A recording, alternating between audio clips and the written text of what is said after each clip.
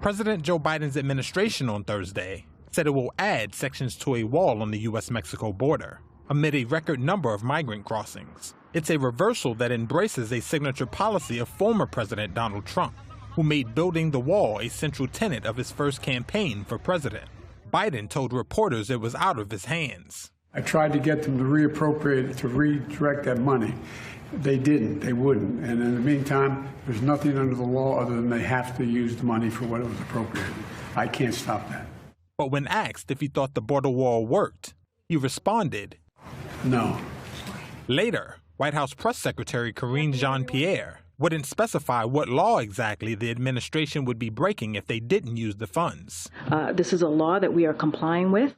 Trump was quick to claim victory and demanded an apology on his Truth Social platform, writing, quote, "Will Joe Biden apologize to me in America for taking so long to get moving?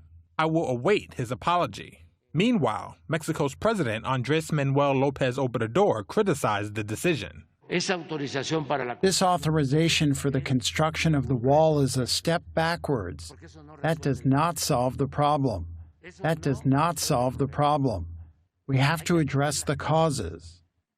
The Biden administration has been struggling operationally and politically, with a record number of migrant crossings at the U.S.-Mexico border during Biden's term, with new highs hit in September. Migrant numbers initially plummeted after a new tougher rule was put in place after Title 42 expired in May. But in recent weeks, numbers have begun rising again, straining U.S. cities at the border and further north. It is just not sustainable, this flow.